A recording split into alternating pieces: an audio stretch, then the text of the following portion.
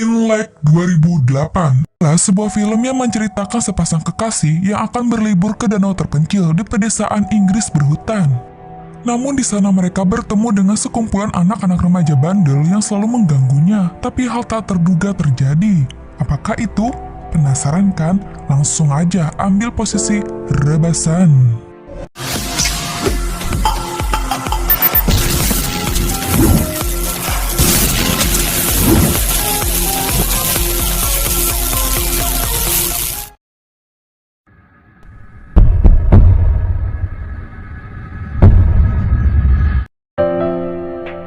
Di awal film ini, kita akan diperlihatkan seorang guru sekolah penitipan anak bernama Jenny sedang memberikan hiburan sebelum bel pulang berbunyi.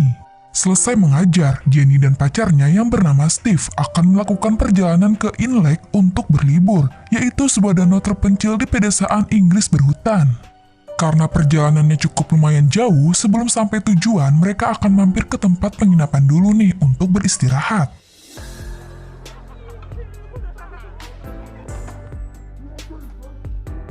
Selesai beristirahat, di keesokan harinya mereka melanjutkan perjalanannya lagi dan akhirnya mereka sampai di pintu masuk Inlek. Di sana mereka harus ekstra hati-hati karena tempat tersebut terbilang cukup jarang banyak orang yang mengunjunginya. Apalagi hutan itu cukup luas, ditambah lagi jalanannya yang cukup berbahaya juga. Semakin mereka masuk ke dalam hutan, semakin tak memungkinkan mobil mereka sampai ke tempat tujuan. Karena kondisi jalan yang sulit dilalui mobil memaksa mereka untuk berjalan kaki agar sampai ke tempat tersebut.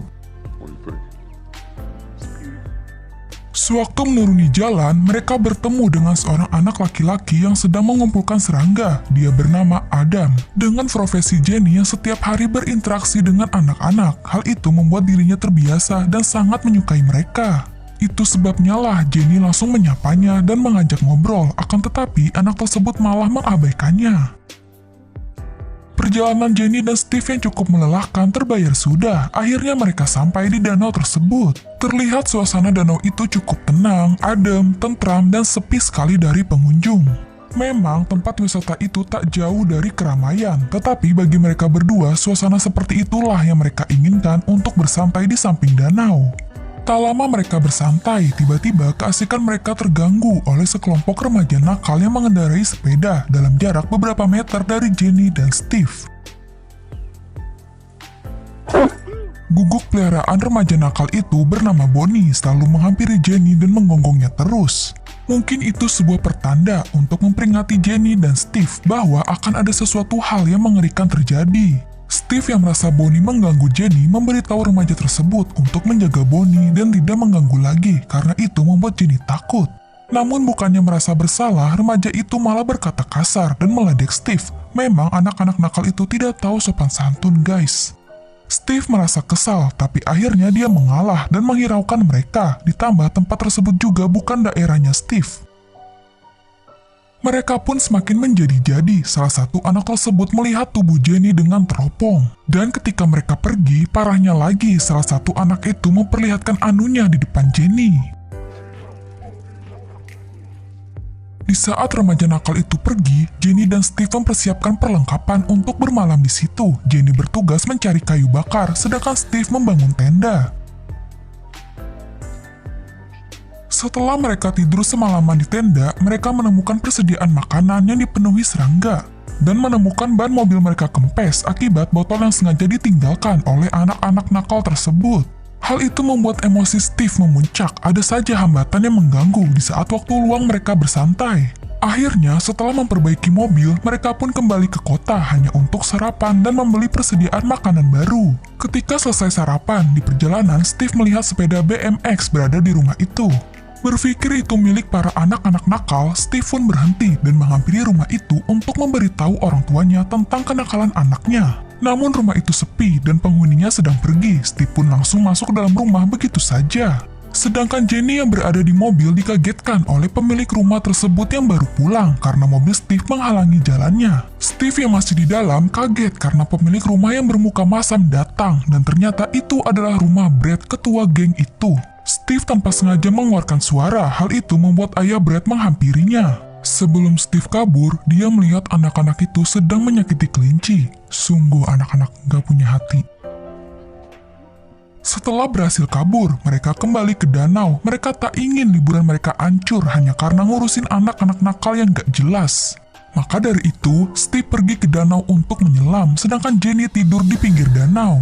Di saat Steve menghampiri Jenny, Jenny terkejut karena tasnya hilang, padahal tas itu berisi kunci mobil, telepon, dan dompet mereka. Mereka pun segera pergi untuk melihat mobilnya masih ada atau tidak, tapi ternyata mobil mereka juga hilang. Mereka pun mencari mobil dengan berjalan kaki, tapi secara tiba-tiba mereka dikagetkan dengan kedatangan mobil yang dikendarai oleh Brad.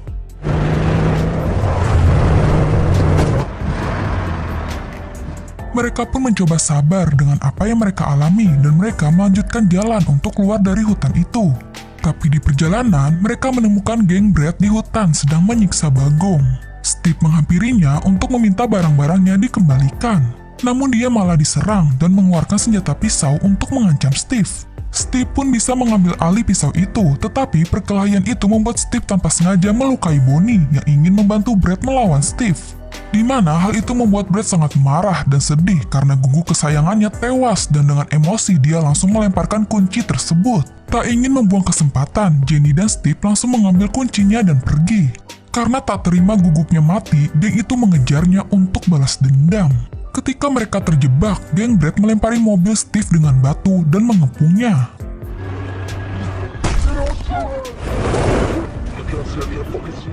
Sehingga hal itu membuat Steve panik dan menabrakkan mobilnya.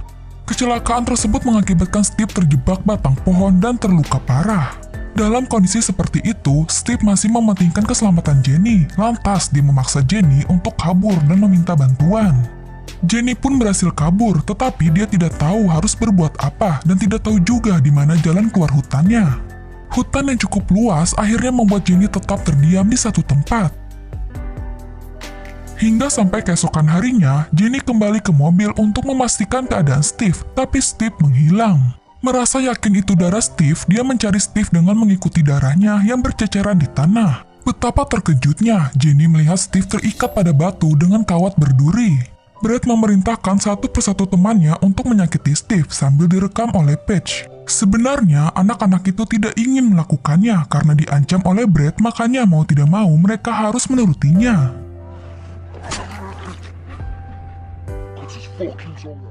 Setelah selesai, Brad menyadari bahwa mereka tidak punya pilihan selain membunuh Steve. Jenny yang tak kuasa melihat penderitaan Steve mencoba untuk menghubungi HP Steve. Hal ini ia lakukan supaya anak-anak itu berhenti menyakiti Steve dan beralih ke dia. Ya, Jenny pun ketahuan dan mereka mengejarnya. Sementara Steve akhirnya memiliki kesempatan untuk membebaskan dirinya.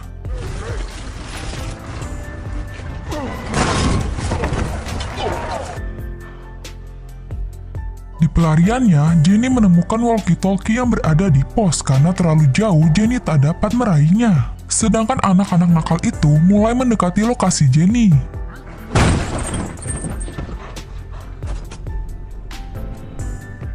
Brad yang tak menemukan keberadaan Jenny, dia mendapatkan kabar bahwa Steve kabur. Dengan emosi, dia beralih untuk mencari Steve. Sementara Steve yang kabur dengan tertati-tati berhasil menghampiri mobilnya untuk mengambil kotak obat dan lain-lain. Pada akhirnya, Jenny dan Steve bertemu kembali dan dia membawa Steve ke suatu tempat untuk mengobatinya. Karena perlengkapan obat yang seadanya, Jenny tidak bisa mengobati luka Steve yang terlalu parah, sehingga luka itu mengakibatkan Steve kekurangan darah. Di saat sedang mengobati, Jenny menemukan cincin pertunangan di saku Steve. Ternyata, Steve sengaja berlibur ke tempat itu untuk melamar Jenny. Bingung antara senang atau sedih di saat kondisi seperti ini, tapi yang pasti Jenny harus bisa menyelamatkan Steve dan membawa keluar dari tempat itu. Tiba-tiba terdengar seseorang datang. Jenny pun panik karena ternyata itu adalah anak-anak nakal yang berhasil mendekati lokasi Jenny. Mereka semua masuk ke dalam tempat itu. Untungnya mereka tidak menyadari bahwa Jenny bergerak cepat membawa Steve dan dirinya bersembunyi di bawah. Di saat anak-anak itu pergi, Jenny langsung membawa Steve ke darat dan menyembunyikan Steve dengan tumpukan rumput. Sedangkan Jenny akan pergi ke kota untuk mencari bantuan. Tapi sebelum pergi, Jenny menerima lamaran Steve. Hal itu membuat Steve merasa bahagia meskipun dia nggak akan bertahan lama. Jenny berlari sangat semangat dan secara tidak sengaja kakinya tertusuk pada paku besar. Alhasil jeritannya pun menarik perhatian geng Brad. Untuk bisa melepaskan paku itu, Jenny menekannya di pohon dengan sekuat tenaga, meskipun rasa sakitnya luar biasa karena dia harus bisa mencari bantuan demi Steve. Di saat Jenny berhasil memanjat ke atas, dia bertemu dengan Adam dan Jenny meminta bantuan ke Adam untuk menunjukkan jalan ke kota. Berpikir Adam akan membantunya, tapi ternyata Adam mengkhianati Jenny, dia malah SMS lokasinya ke Brad. Geng Brad pun sampai di lokasi Jenny dan membuat Jenny pingsan. Mereka mengikat tubuh Jenny dan Steve pada tumpukan kayu. Jenny yang sudah sadar shock melihat Steve telah tewas karena luka-lukanya. Brad memaksa Adam untuk menyalakan api unggun agar Adam dapat masuk ke geng Brad, sementara Paige merekamnya. Anggota itu pun merasa kasihan dan tak tega, tapi apa daya, mereka tak bisa melawan Brad yang psikopat. Ketika api mulai membakar tubuh Steve, Jenny berhasil melepaskan ikatannya dan dia dapat melarikan diri. Brad yang emosi mengancam Jenny kalau Jenny tak kembali maka Brad akan membakar Adam. Jenny pun tak kuasa melihat Adam yang terbakar hidup-hidup, tapi apa daya dia juga tak bisa menolongnya karena nyawanya pun sedang terancam. Ketika Jenny berhasil menghindari anak-anak nakal itu, akhirnya dia menemukan sebuah peta yang dapat menunjukkan arah keluar dari hutan tersebut. Kemudian dia bersembunyi di tong sampah karena menyadari bahwa sekumpulan bocah psikopat itu menuju ke tempatnya.